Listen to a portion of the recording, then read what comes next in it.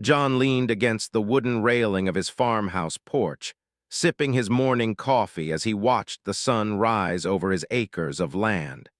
The fresh scent of earth mixed with the distant chatter of chickens and the occasional neigh of their horses. Life was simple, but it was exactly how he and his wife, Emily, wanted it. Emily, the love of his life, had never been one for extravagance. She drove an old but reliable Toyota Camry, one she'd had since college. It had seen its fair share of miles, but it never once failed her. It wasn't flashy, but neither was she. Emily was the kind of woman who found joy in homemade pies, garden work, and rescuing stray animals. Unfortunately, not everyone appreciated simplicity. The trouble started that morning when Emily returned from a quick trip to the local grocery store. As she pulled into the driveway, their neighbor, Patricia, who proudly boasted about being the head of the local HOA, stood near the mailbox, chatting with a few other women from the neighborhood. She was the type of woman who believed that a person's worth was measured by their zip code, their car, and how well manicured their front lawn was. As Emily got out of her car, Patricia's voice rang through the air, loud enough for everyone to hear. "Oh dear, Emily, still driving that asterisk thing. I swear, I thought I was seeing a mechanic's scrap heap rolling down the street." A few of the women laughed, though some looked uncomfortable. Emily, ever the graceful one, just smiled politely. "It gets me where I need to go, Patricia, that's all that matters." Patricia scoffed, flipping her over-bleached blonde hair. "Oh, honey, we live in Emerald Oaks Estates, not some rundown trailer park. Our neighborhood has asterisk standards asterisk. And that car, well, let's just say it's bringing down the property values." John clenched his jaw as he overheard the conversation from the porch. His fingers tightened around his coffee mug. He knew Emily wouldn't fight back. She never did. But that didn't mean he had to let it slide. As Patricia and her minions giggled and strutted off, John walked up to Emily, who was busy unloading groceries, acting as if nothing had happened. "You all right, sweetheart?" he asked. She smiled up at him. "Of course, it's just a car, let her talk." But John wasn't about to let it go that easily.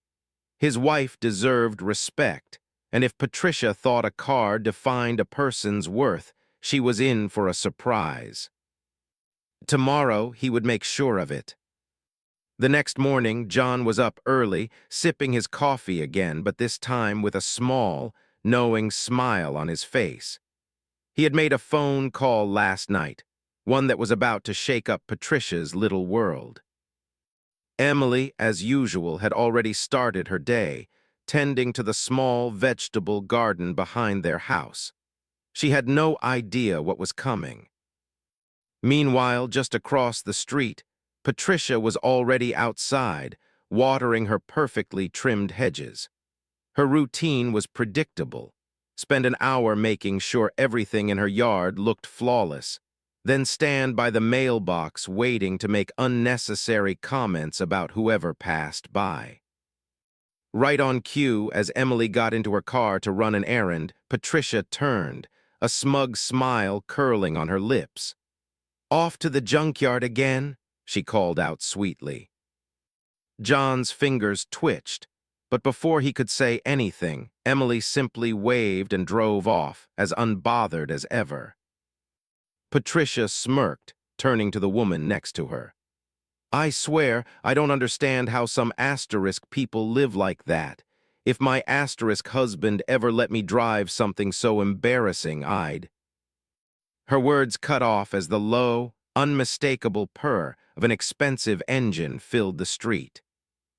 Heads turned as a sleek, jet-black Rolls-Royce Phantom glided down the road, its polished exterior gleaming under the morning sun. The car was the kind of luxury vehicle that people didn't just own asterisk. They invested in. It pulled into John and Emily's driveway with the smoothness of a shark cutting through water. John grinned right on time. Patricia's jaw practically hit the pavement. The other HOA ladies stared, eyes wide, as the driver's side door swung open and a man stepped out, tall, confident, and exuding the kind of effortless wealth that needed no introduction. Emily's older brother, Nathan, a billionaire. And Patricia was about to learn exactly who she had been mocking. Nathan stepped out of the Rolls-Royce like he owned the world, which, in some ways, he did. Dressed in a tailored navy suit, a designer watch glinting on his wrist, he adjusted his cufflinks with an air of casual authority. John stifled a chuckle as he watched Patricia's face cycle through shock, confusion, and barely contained excitement. Her fingers twitched as if itching to straighten her blouse, and her usual smug smirk had been replaced by a nervous, wide-eyed stare. Nathan took off his sunglasses and glanced around. "John," he greeted, striding up to him with a firm handshake. "Good to see you, brother." Patricia's mouth opened slightly. "Brother." John smirked. "Good to see you too, Nathan. Thanks for coming." Nathan gave a nod before looking around. "Where's Emily?" "Running an errand. She'll be back soon." Nathan smiled. "Perfect. I wanted to surprise her." Patricia, finally recovering from her shock, took a step forward, her voice suddenly dripping with exaggerated politeness. "Well, hello there. I don't believe we've met. I'm Patricia, head of the HOA here." She extended a hand, her eyes flicking to the luxury car in admiration. "Welcome to the neighborhood." Nathan barely glanced at her, shaking her hand with polite indifference. "Nathan Blackwell." John almost laughed at how Patricia's eyes practically doubled in size. There was no way she didn't recognize the name. Blackwell Industries was one of the most well-known investment firms in the country. Nathan had been featured in Forbes more times than Patricia had reapplied her expensive lipstick. "You're that Nathan Blackwell." Patricia's voice wavered between disbelief and desperate excitement. Nathan arched an eyebrow. "They're another one." Patricia let out a breathless laugh. "Oh my goodness, I had no idea you were related to Emily. She's never mentioned." She stopped herself, but John could practically hear what she wanted to say.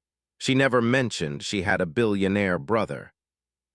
Nathan shrugged, slipping his sunglasses back on. "Emily isn't one to brag. That's why I love her." Patricia let out another awkward laugh. Of course, she's so humble asterisk." John could tell Patricia was scrambling, her mind racing to backtrack every insult she had thrown Emily's way. But it was too late. Nathan wasn't the kind of man who was easily fooled. Then, just as Patricia was about to try and weasel her way into conversation, Emily's old Toyota Camry pulled back into the driveway. Patricia flinched at the sight of the car, her face momentarily scrunching in disapproval, before she quickly masked it with a bright, fake smile. Emily stepped out, eyes widening as she saw her brother. "Nathan." Nathan grinned and opened his arms. "Surprise." Emily ran over, wrapping him in a hug, completely oblivious to Patricia's stunned expression. And that was just the beginning of the show. Emily pulled back from the hug, beaming. "Nathan, what are you doing here?" Nathan chuckled. "Can a brother drop in to see his favorite sibling?" Emily playfully rolled her eyes. "I'm your only sibling."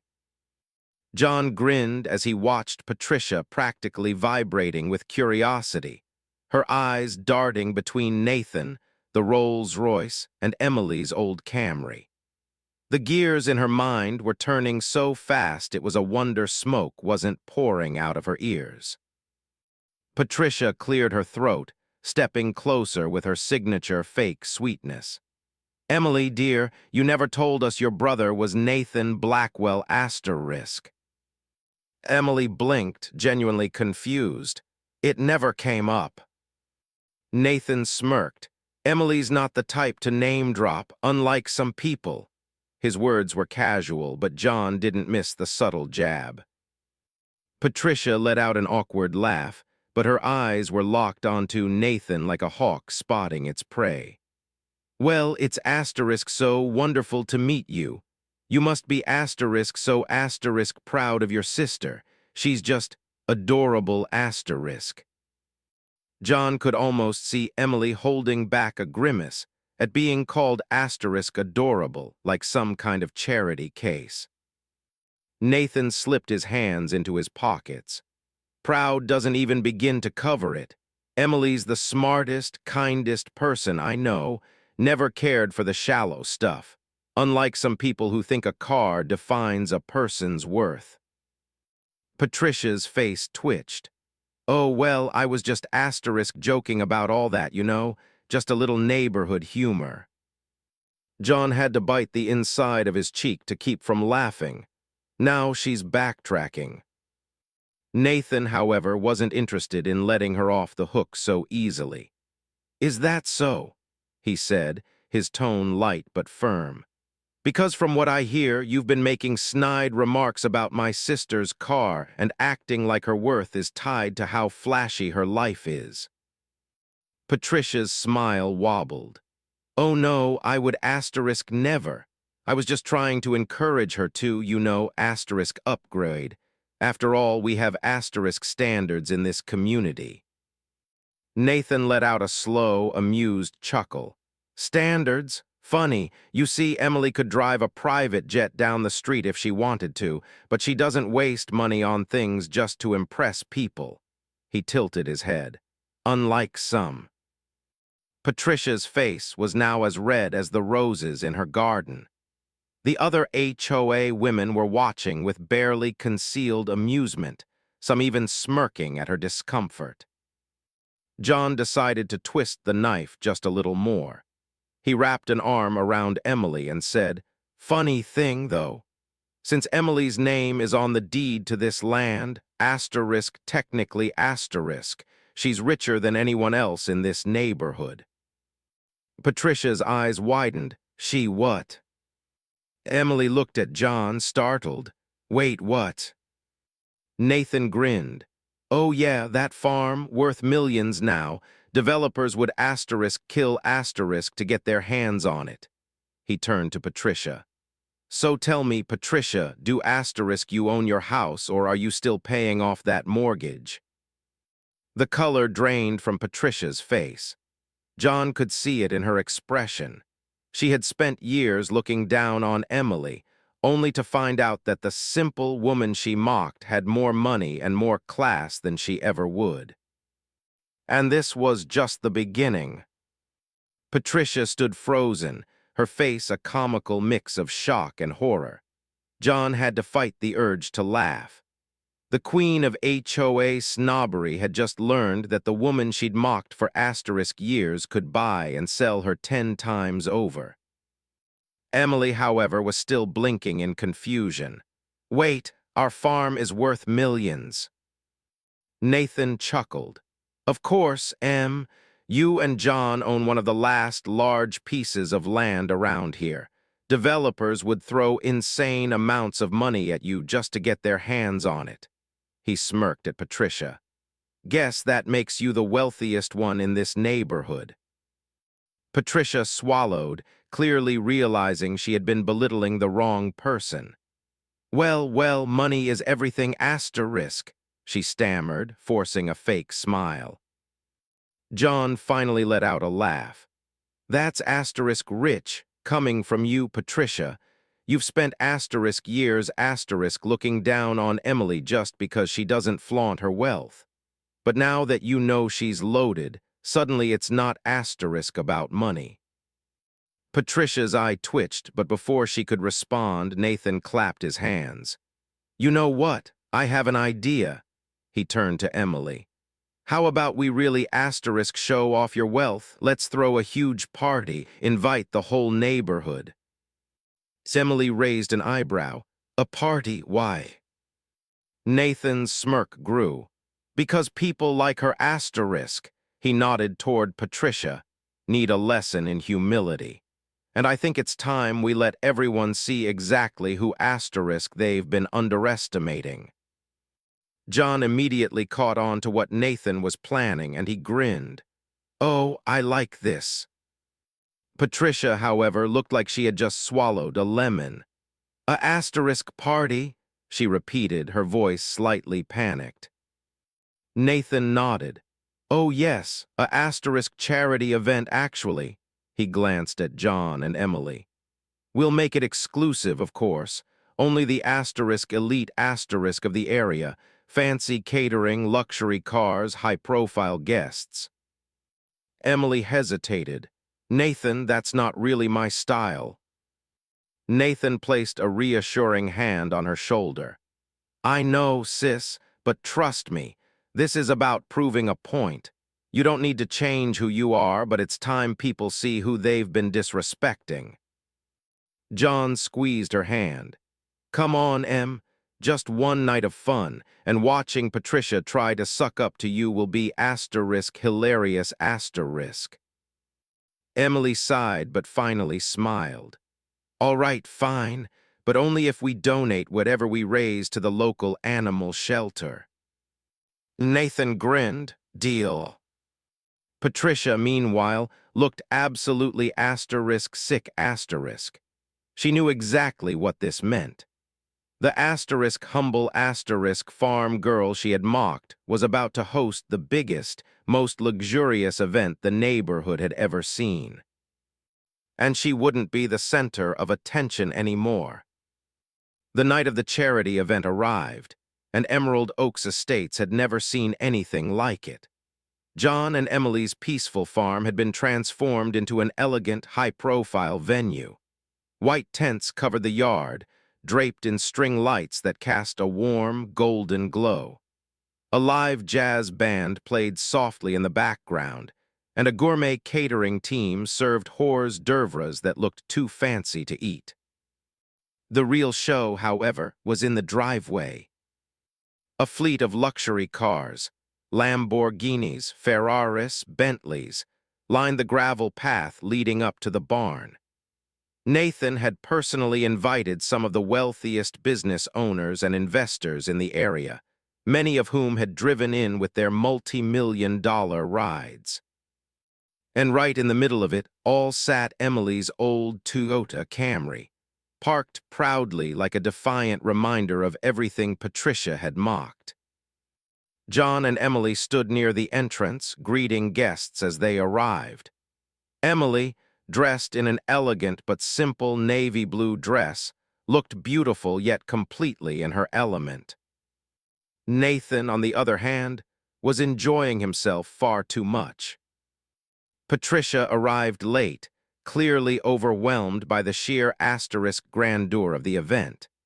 She had squeezed herself into a designer dress that was a little too tight, her jewelry a little too gaudy, and her smile a little too forced. She clutched the arm of her husband, Richard, a balding man who usually stayed out of the HOA drama. Tonight, however, even he looked uncomfortable.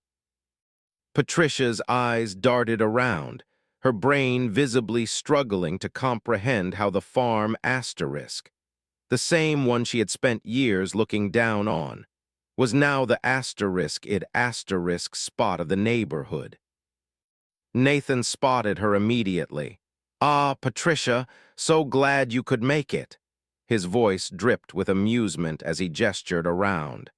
I hope the event meets the asterisk standards of the community. Patricia's smile was tight. Oh yes, it's nice asterisk. John smirked. Just asterisk nice? You were always so concerned about keeping up appearances. Thought you'd be more asterisk impressed asterisk. Patricia cleared her throat. Well, I didn't expect such an extravagant event. Her eyes flicked toward the expensive cars, then back to Emily. I had no idea you were so connected asterisk, Emily. Emily smiled sweetly. Oh, well, I never thought it mattered. Patricia let out a nervous laugh. Of course, money is everything asterisk. Nathan grinned. Really? Because last week you seemed very asterisk concerned about my sister's asterisk car. He gestured dramatically toward the Camry. I even made sure it had an asterisk front row spot tonight, just for you. A few nearby guests overheard and chuckled. Patricia's face turned an impressive shade of red. Before she could respond, one of the wealthy guests, a well-known CEO, walked up to Emily. Mrs. Blackwell, I just wanted to say what a asterisk wonderful event this is. It's so refreshing to see asterisk true class in this neighborhood. Patricia's jaw tightened as Emily simply smiled and thanked him. Nathan leaned in slightly toward Patricia. See, real wealth doesn't need to asterisk show off, he smiled. Guess that means you never asterisk really had it. Patricia said nothing. For the first time in her life, she was asterisk completely asterisk outclassed. Patricia's fake smile was barely holding together as she stood in the middle of a party she had asterisk zero control over. Everywhere she looked, people were laughing, sipping expensive champagne, and treating Emily, the woman she had spent asterisk years mocking, as if she were the queen of the neighborhood. Nathan, clearly enjoying the moment, kept piling on.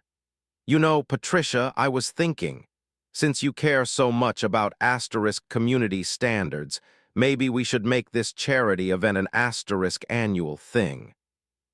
Patricia nearly choked on her drink. An annual event. John smirked, wrapping an arm around Emily. Oh yeah, a tradition. After all, our farm is such asterisk a big part of the neighborhood. Patricia swallowed hard. She knew what this meant. Every year, she'd be forced to smile through gritted teeth while attending an event that Emily hosted. An event where Patricia wouldn't be the most important person in the room. Then, as if things couldn't get worse for her, Nathan waved over the valet. Oh, and speaking of upgrades, I was actually thinking of surprising Emily with a new asterisk car. Patricia's eyes lit up. Oh, that's wonderful, she gushed, desperate to claw back some dignity. Something luxurious, I assume. Nathan grinned. Nope, another Camry. The people around them chuckled, and John had to bite his lip to keep from laughing out loud. Emily, fully in on the joke now, played along. I mean, why change something that works? It's a asterisk classic asterisk. Patricia's expression was priceless. She looked like she had swallowed a lemon whole. She had spent so much time looking down on Emily's car, only for it to become an asterisk symbol of everything she wasn't, humble, practical, and truly secure in herself. John decided to go for the final blow. Hey, Patricia, remind me, what kind of car do asterisk you drive? Patricia stiffened. A Mercedes. Nathan let out a low whistle. Oh, one of those entry-level models, right? The guests nearby snickered. Patricia's face turned an even darker shade of red. At that moment, the mayor's wife, one of the actual high society guests, walked up and looped an arm through Emily's. Emily, dear, I just have to introduce you to some of my friends. They adore what you've done with this event. Patricia watched, powerless, as Emily was swept away by some of the most influential people in town. Meanwhile, she, the self-proclaimed queen of the HOA, was left standing awkwardly by the dessert table, completely ignored. John nudged Nathan. I think that's checkmate. Nathan smirked. Oh, she lost the game the second she opened her mouth about that car. Patricia, humiliated, had no choice but to stand there, clutching her half-empty champagne glass, and watch as the woman she had mocked became the most admired person in the neighborhood. As the night wound down, guests slowly trickled out, chatting excitedly about how spectacular the charity event had been. Emily had already handed over a massive donation check to the local animal shelter, making the night not just a success, but a meaningful one. Patricia, on the other hand, had barely spoken a word since her humiliation. She lingered near the exit, probably hopping for a last-minute chance to salvage her reputation. But no one was paying attention to her. The woman who had once controlled the neighborhood's social scene was now irrelevant.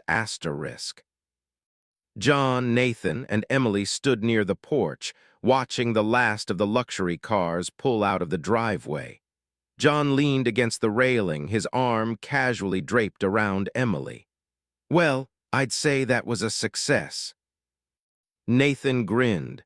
"Oh, definitely, and the best part, we didn't even have to try to put Patricia in her place. She did that all on her own."